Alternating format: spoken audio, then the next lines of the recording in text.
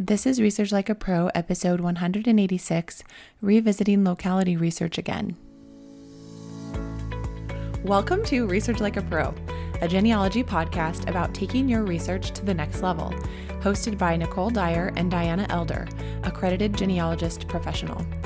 Diana and Nicole are the mother-daughter team at FamilyLocket.com and the authors of Research Like a Pro, a genealogist guide. With Robin Worthland, they also co-authored the companion volume, Research Like a Pro with DNA. Join Diana and Nicole as they discuss how to stay organized, make progress in their research, and solve difficult cases. Let's go!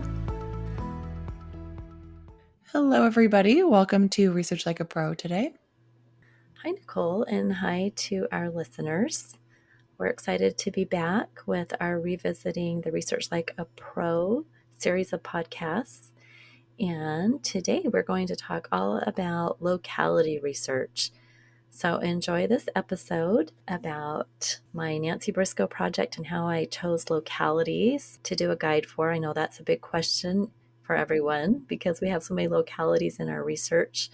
How do we know which one we should do a guide for? So enjoy the episode, and we'll be back at the end to give some insights and thoughts. Okay, see you at the other end. So let's dive into our subject of the day, which is revisiting locality research. We also are trying to address some of the common questions that we see in our study groups and the e-course and just people emailing us or in the Facebook group about the process. And we have had several of the same types of questions that we'll talk a little bit about today. One of those is, should I do both a county and a state guide? So obviously that would be for maybe United States research, or even in England, do you want to go local? Do you want to go bigger?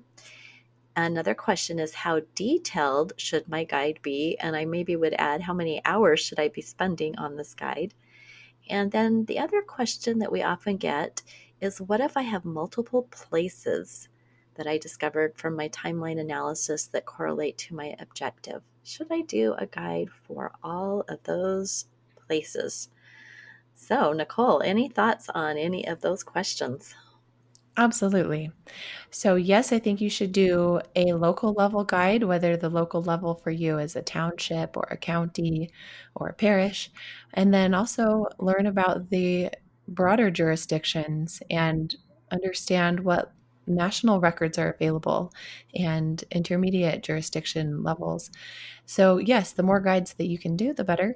Sometimes you can find published guides that will work. You don't need to make your own, but often it's the best idea to compile all the information that you can find on a jurisdiction into one quick guide, whether it's a link to a few different record collections and a list of books that you've found that are useful, or something much longer.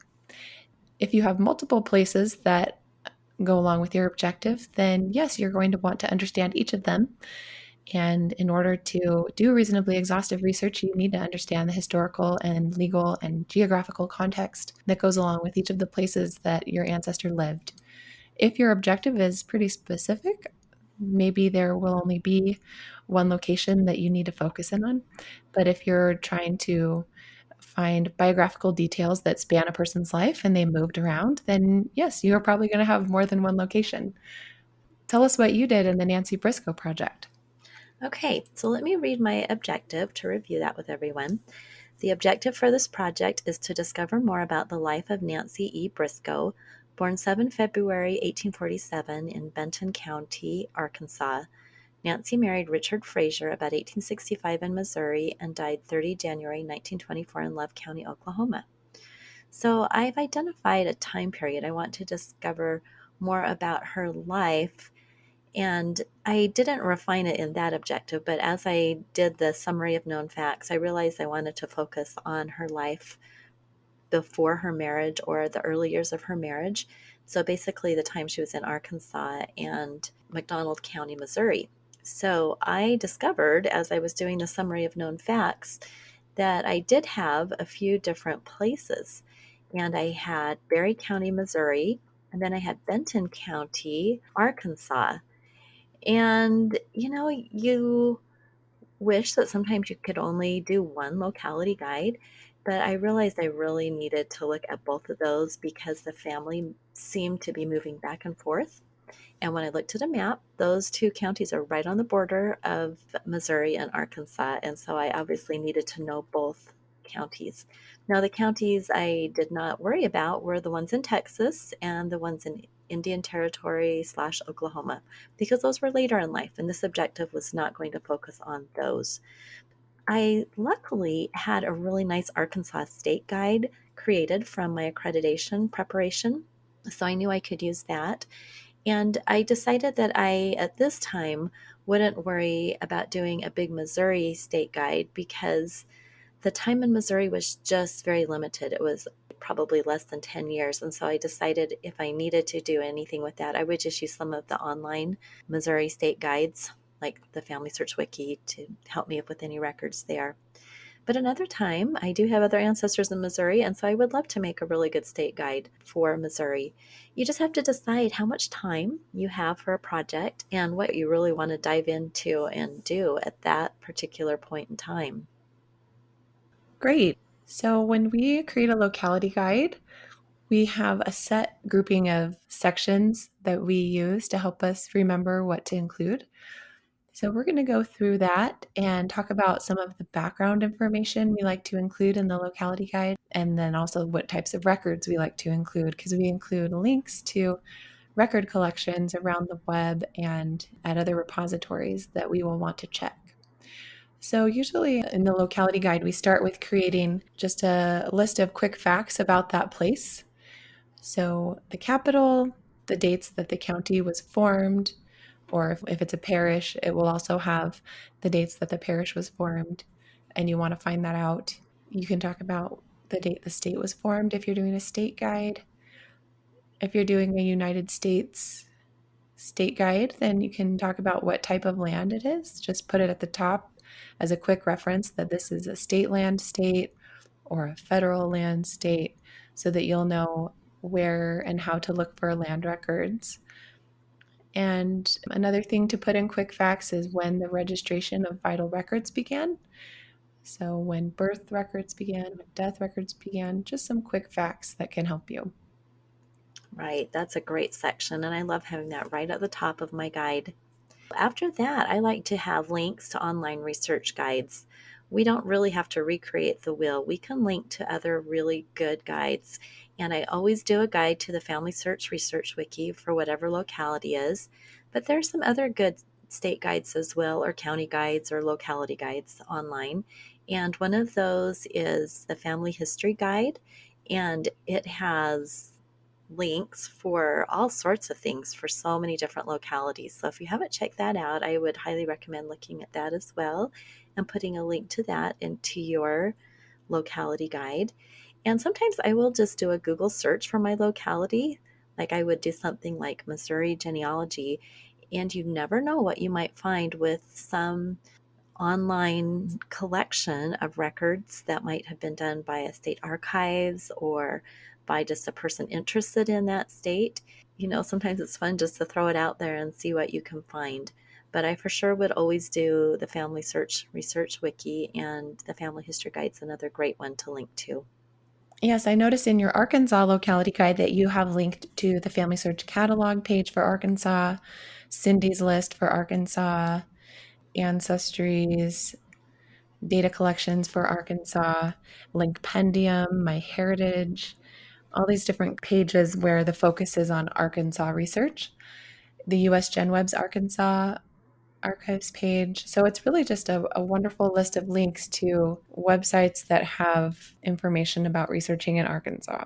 I like to think of the locality guide more as a kind of a table of contents or a list of resources that I can use and less of original writing that I'm doing myself. It's just kind of a place to keep all of these wonderful resources that we found so that we don't forget about them. I agree with that. A lot of times people will say, I'm just feel like I'm reinventing the wheel. I'm just copying stuff from the Family Search Wiki or whatever. But I have found that no one place has all the information. And by creating your own guide, you really do get a more comprehensive idea of what's out there. Not to mention that when you put it together yourself, you learn so much better. Absolutely, especially the boundary changes and what records are available to search, and like record loss and that kind of thing, which are such important parts of making your research plan. Well, after listing all the online research guides, then the next section we usually do is geography and maps. I love this section because as you learn about the boundary changes and the neighboring counties and towns, you start to get a lot more ideas of where you can expand your research to if you're not finding anything in the first place you look. So we'll put links to historical gazetteers and historical maps, information about what towns are within that jurisdiction, what are the neighboring places, and then if you find a good map that really is helpful and illustrative of something that you want to show or remind yourself of, you can paste that right into your guide.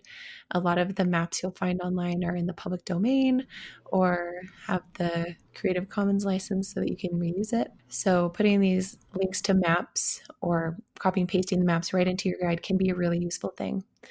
Sometimes I'll find a lot of historical maps on the US Gen Web.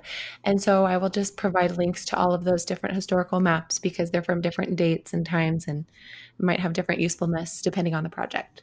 Yeah, I think that's great to have links in there. And when I'm doing a specific project like this one for Nancy Briscoe, where it was very specific with the counties, I like to find those maps that I can copy and paste and put right into my locality guide so I can keep going back to it and visualizing it. And there are so many great maps that are on the Library of Congress. And David Rumsey's website has a lot of great ones. And I love the historical ones that are just about the time period because often they will show those little tiny places that are exactly where you're researching. And you can get such a good view and a real vision of what your ancestor was doing. So I highly encourage everyone to spend a little time in the maps. You maybe just want to pick one or two that are the best representation of the time period you are researching and put that into your locality guide. And also, I just want to mention that sometimes when I am a little bit strapped for time and I don't want to make a full on locality guide, that I will do as part of the locality section in my research project document. I will just put little snippets of the information right there for the specific things. So, for instance, with the Nancy Briscoe project, I have got some background information from the Family Search Wiki about those dates for county records that Nicole mentioned. I have that the courthouse burned in 1861, which is always really good to know. And I have some maps. So I put some just really pertinent details to my project right there within my research project document. So that's another tip that can be helpful as you're trying to put together your project and doing a specific research objective. Okay, let's talk about the timeline. So, in your locality guide, there is a section for timeline of major events. This is where you want to do a little bit of research, especially if this is an area you're going to be really working in. Maybe you've got so many family lines that are centered in New York or Pennsylvania or Michigan, an area that maybe you didn't grow up in. You don't remember the history or never really knew much about the history. This is a good chance to really go a little bit deeper into that history and create a timeline. Often I can find really good timelines online that other people have created, and I can take the bits and pieces from those that I want to use. I try to just think of the events that would be most applicable to my genealogy research. And some of those would be things like maybe major government changes, wars. It's always good to know what military events might have happened that your ancestor would be involved in. Maybe migration. There's just a lot of different things you can think of when you're doing your timeline. But after you've learned about it, then you can just really quickly review that and get a good idea of what was happening. So when I did my Arkansas state guide, I actually had that be pretty involved because I was using this for my accreditation background information. And Arkansas is one of those states that went through a few different possessions. First, there were the French, and then there were the Spanish.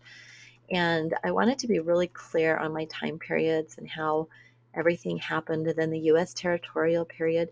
So I just wrote little paragraphs and actually made my own history timeline there so I could easily review everything that I had learned.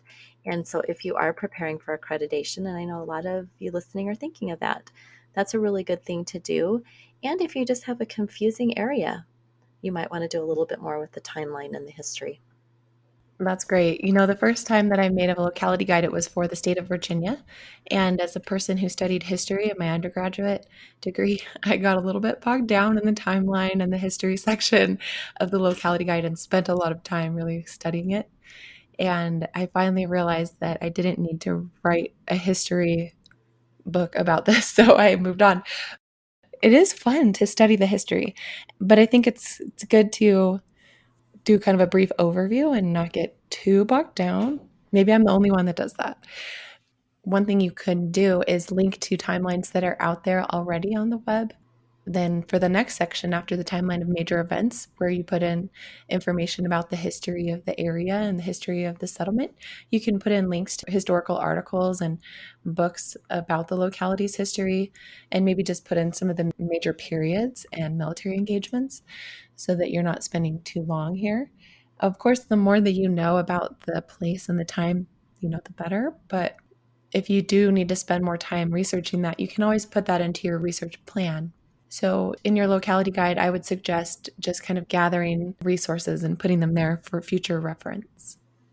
I'm really glad you said that you can put that into your research plan, because that's exactly what I did for my Nancy Briscoe project.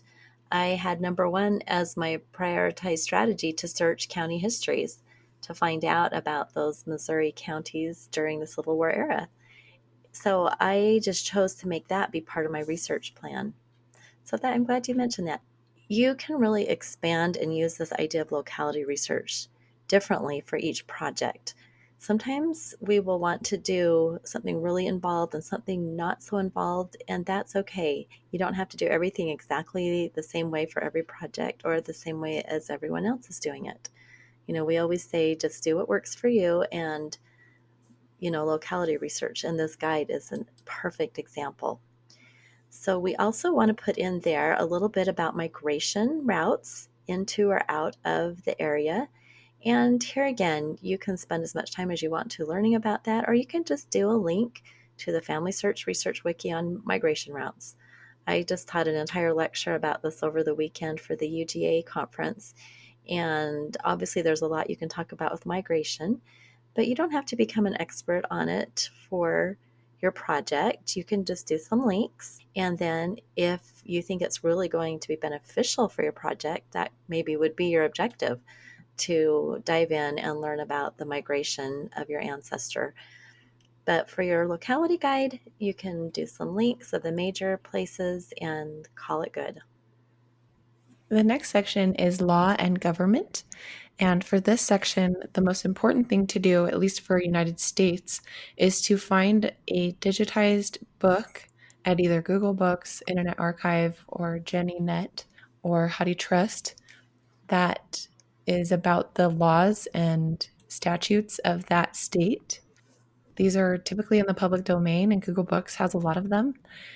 But it's really important that you have a resource to be able to understand the laws that caused certain records to be created and how they work, especially if you're working with land records, tax records, and probate and court records. So make sure that you try to find a book that has the laws for your state. And then if you're in a different country, you can find those as well. And I would check JennyNet for European countries. But these are just really important to help you understand the legal context of the records and the laws. This is a question we get a lot from people also, is how do I find those? So I'm glad you mentioned all the different places online, because usually they are in books that are available. And because they are a little bit more challenging to find, you definitely want to link to them in your locality guide so you don't have to do those searches again and again. So the next section is all about archives and libraries.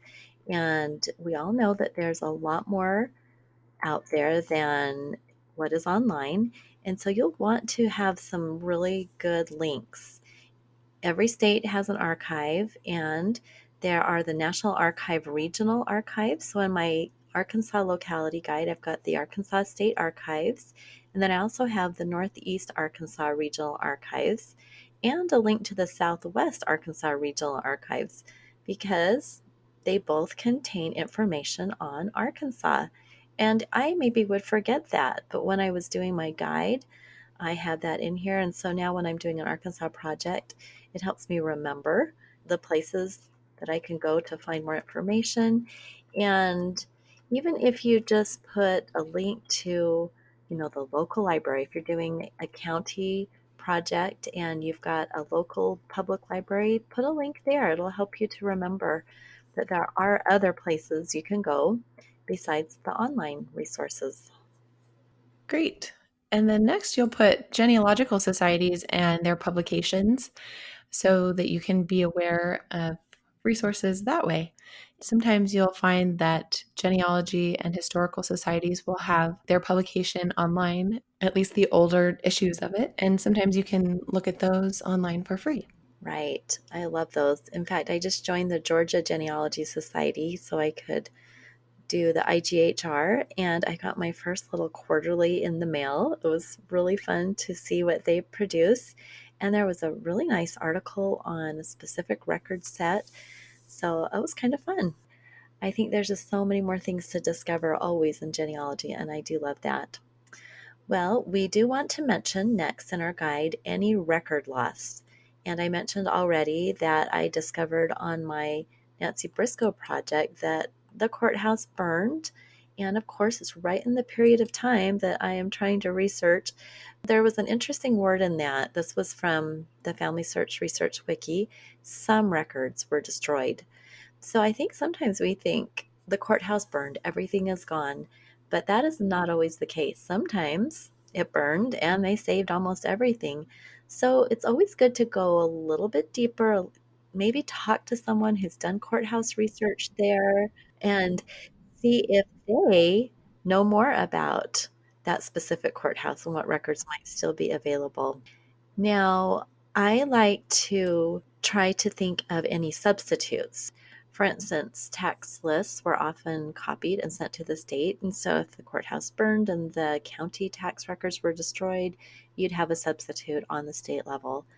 And so, keep in mind that just because something was destroyed by fire or a flood or any other kind of record loss, there could be some substitutes out there, and you could make yourself a note in your locality guide of what you've discovered or what you have found out in your research about the locality. Yeah, the best way that I've found to find what records are left after a courthouse fire is to look at the Family Search catalog for typical courthouse records like land, probate, and that kind of thing. For one of my burn counties, I found that there were no land records at all before 1878. So that was a pretty good clue there. And then there were some marriage bonds left, but only like 10. So for that whole period of 1790 to 1878, only 10 marriage bonds. That's a pretty good clue that most of the marriages were lost. Oh, and isn't it so sad when you see that? Yes. We really do hate record loss, but it is part of our reality as genealogists. Hmm. But it is nice to have a discussion with somebody at the courthouse who knows exactly what they have and what was lost to confirm. All right, the next section to include is local history books, where you can just list out links to county history books that are online or references to them in the Family History Library catalog that you might want to research when you get there, and any town histories, anything applicable from local historical articles or books. Right. And, there might be some good reference books you'd want to put there. For instance, I have the North Carolina research book, and I maybe would want to put just a note to myself because I have the physical book that I have that book. Go check that book. And I'm also getting a really nice collection of African American research books, things that were suggested from my course at IGHR. And I am sometimes guilty of forgetting some of my resources. So if you have a collection of books, I know I have a lot of Virginia books as well that I inherited from a fellow researcher. And I sometimes forget that I have this nice collection. Put that in your guide that you have got these books and make yourself some notes about how that could help with your project. It's just a way for us to get all of this information into one place so we don't have to try to remember everything when we're working in our genealogy, because we want to keep our brains free to make connections in the things we're finding, not try to remember all these little details about our locality.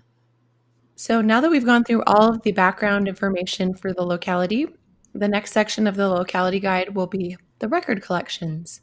First, I like to put a list of general collections like ancestry.com, myheritage.com. There are pages specifically for a certain region. So they'll do this for countries or for states where they just have a page that lists all of the different resources for that locality.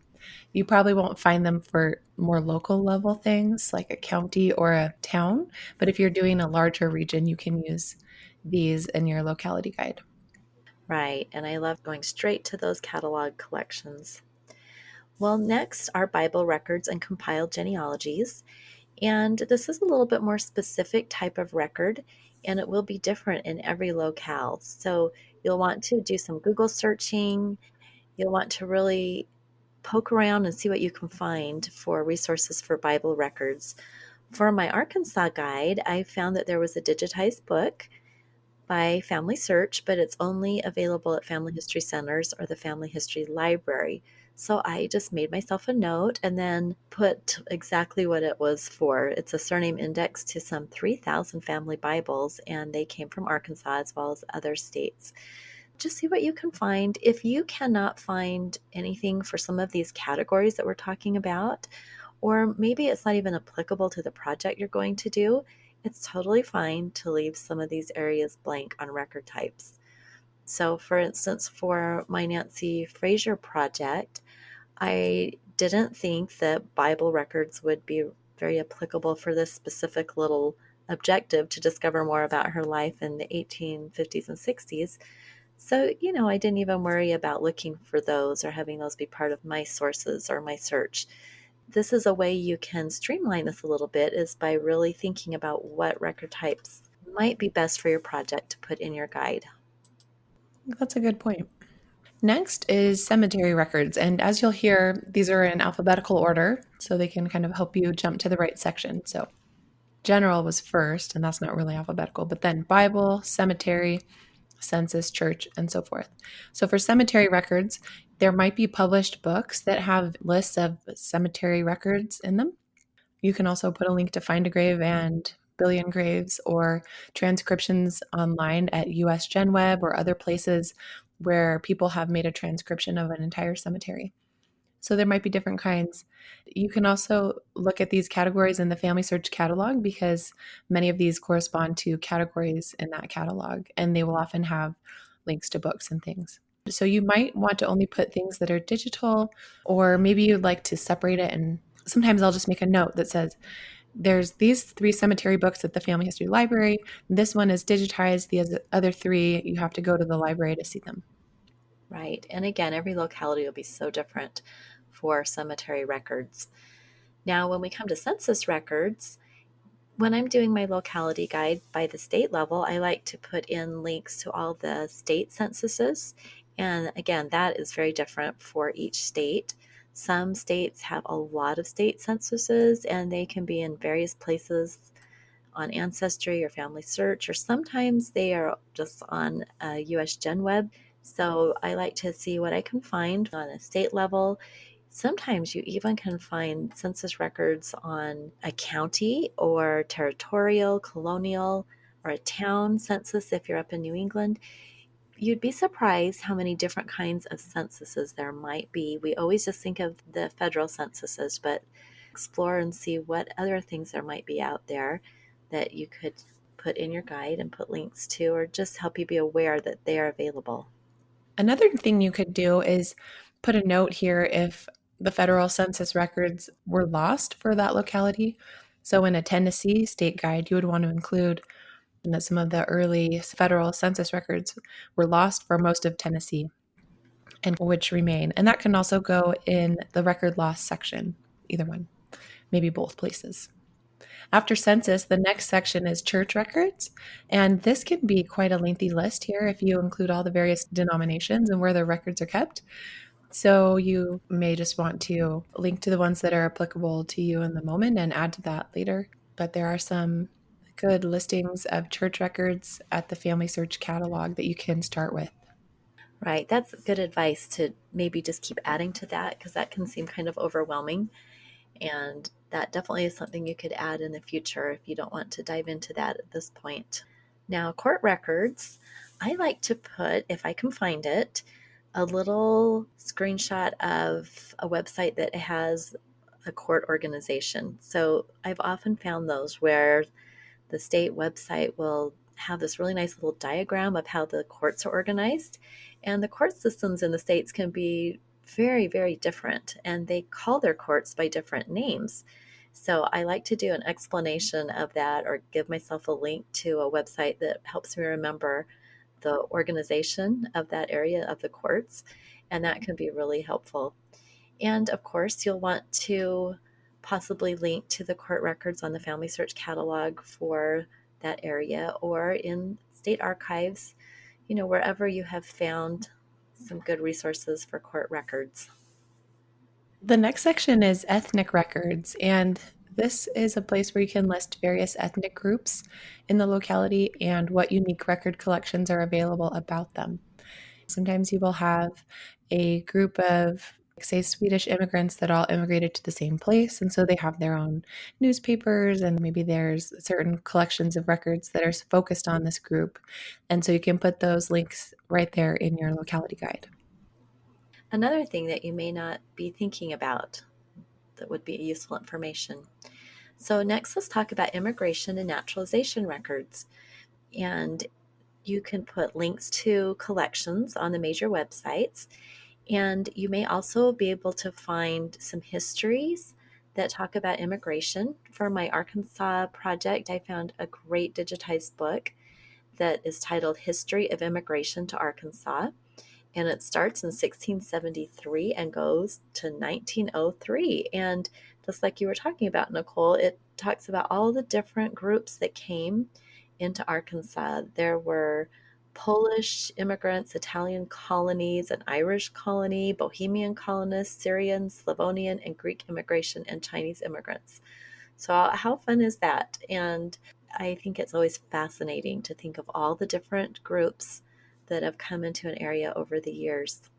And you never know when you'll need that information. And so, if you have an ancestor that you suspect might have been part of a group, then you definitely will want to seek out some information on immigration and naturalization in that specific area. The next section is land records, and this is where you can link to different collections about land grants, patents, bounty land, and other land records. So, depending on if it's a state land state or a federal land state, you'll have different kinds of records there. In Diana's Arkansas guide, she put a great list of all the different laws that changed the way that land was given and granted in Arkansas. So, the list of those laws is such a great idea. Yeah, Arkansas land was a little crazy, and I think every state has their quirks with land. So if you can understand the land and get some things in there to help you, even just some simple things, you will be so grateful. So the next section is legislative records. And this is going to be different for each location.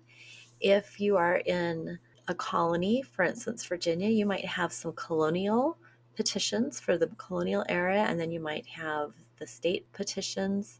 Again, this is maybe a little bit deeper collection that you haven't thought about, but I found the coolest thing in a Georgia legislative petition. It was the actual granting of my ancestors' divorce in 1814. I was so shocked that there would actually be this huge petition that was made for all the divorces and then this document that granted the divorce. Back in the day, our ancestors were petitioning the government for all sorts of things. That seems kind of foreign to us today that we would go petition, but they would petition for all sorts of things. And the legislatures, actually both on the federal level as well as the state level, would create documents that your ancestor could be listed in.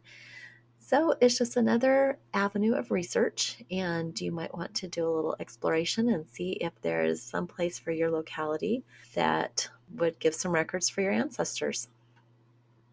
Absolutely. The next section is military records, and this is a very fun section because you get to look and see what regimental histories were available on the local level for different conflicts. And really, what you can do is just list out each conflict and then what records are available for those. And you might find books at a state level that list all the people who died in the Great War, or a list of all of the people who served from a certain county.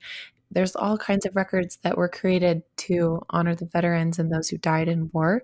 And then, not to mention, all of the records that were created by the government who was mustering the troops. So, the state militia and the federal government who created the pensions for the veterans and their survivors. There are so many records that were created during these conflicts. And so, this is a really rich section of the locality guide.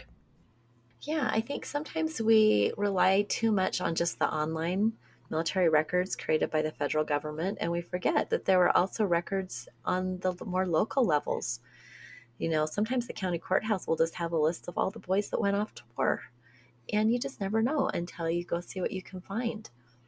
Now, next in our list is newspapers, and this is a great place to list out all the newspapers or put a link if you find a link to a great website that has this already. Try to put in as many newspapers for your specific time period you're researching as possible. And so many times these newspapers would go into business and then they'd only last for 10 years. And then somebody else would come in and change the name and they would last for 5 years. And you'd have to know that so you could really do your good research. So your locality guide is a perfect place to put some specific details about the county newspapers or the state newspapers. And don't forget that sometimes you have to go a little bit further than you would think for your newspaper research. So, we've all seen those newspaper notices that are in the next state over. So, you could even give yourself a little hint to look in some of the larger newspapers around that your ancestors could be listed in.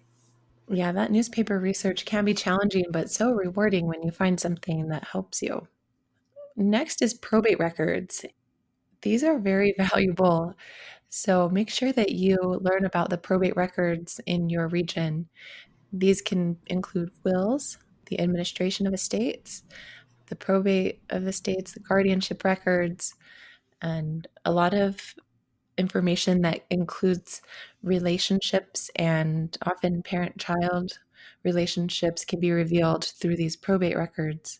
So be sure to list out the different collections available for your county or state. Usually these are kept on the county level or the township level, so you'll want to be looking into those.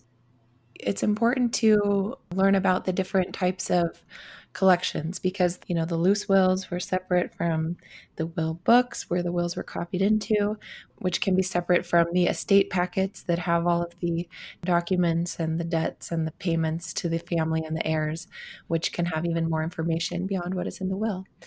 So be sure to list out all those different types of collections for your county. Next, after probate records, we have vital records.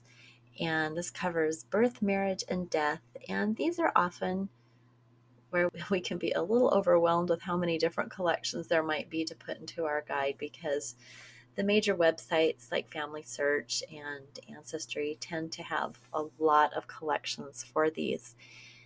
But the nice thing about actually putting them all into your locality guide for your location is that you can make sure you've covered your bases and looked at every collection.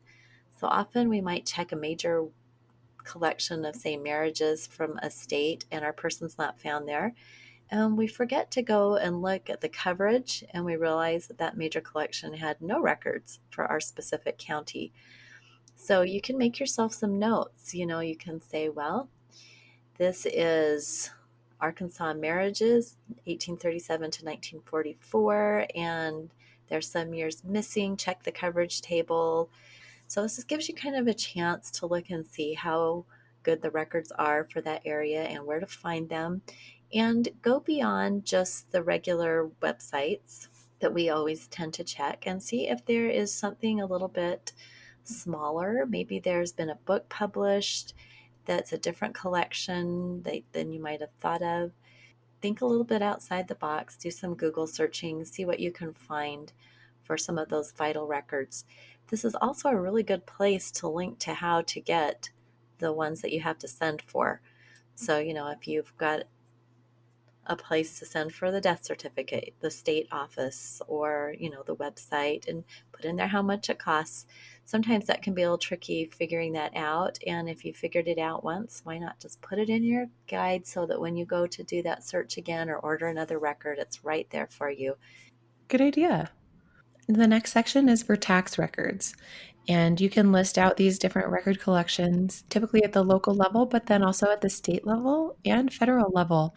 When I've worked with tax records in the past, I've found like a specific town in Massachusetts had taxes that were levied by the town, then different county level taxes, state level taxes, and then, of course, the federal taxes. So, whatever jurisdiction you're looking in, there are probably some kind of tax records to include in your list. Yeah, I will agree with that because the government's always wanted to get some money from people. So we're going to have some good tax records. Well, that is the last section we have in our locality guide template, but there's a note at the end that says add additional sections depending on your locality and what types of records exist. So obviously, if you are researching in Norway, you will want to add a section for specific records for that location. Or if you are researching in Mexico, there might be another record set that we haven't mentioned. Make the locality guide your own, put in there what is applicable to your project, and give yourself a time limit. One of the questions we have is how much time should I be spending? I've spent 20 hours on this and I'm not done. So we always say, just give yourself a time limit. Say, I'm only going to spend 3 hours on this or only 5 hours. Remember, it's a work in progress. I go back and add things to my locality guides all the time. There's nothing wrong with doing a light locality guide and then going back and adding more details as you need to.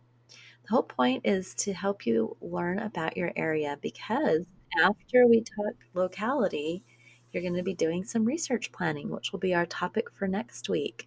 And how are you going to know what to plan for your research unless you have a really good, solid idea of what is out there? Which is why we put the locality guides section right here, number 3, to get us ready for research planning. Well, I hope you enjoyed that episode. I wanted to give an update. When I did this research, I stated that I didn't have a state locality guide for Missouri. But in the meantime, I took a SLIG course, that's the Salt Lake Institute of Genealogy, and it was all about Missouri. And the really great thing that was an outcome of that was my Missouri state locality guide. So every time we had a class in the course and I learned something new, we had classes on the history and the repositories, I would just build my guide. So I have a fabulous guide now in Missouri. It's so fun. Well, good job. Also, in the meantime, I read the book on the Ozarks by Brooks Blevins. And as you listen to the podcast, maybe you realize that this was taking place in the Ozarks. They're on the border of Missouri and Arkansas. So reading the book gave me a lot of background information on that time, that locality. So that was fun. Just wanted to mention that we are continually learning about our locality. Absolutely. There's always more to learn. All right. Well, we'll talk to you guys all again next week. Bye. Okay, bye-bye. Thank you for listening. We hope that something you heard today will help you make progress in your research.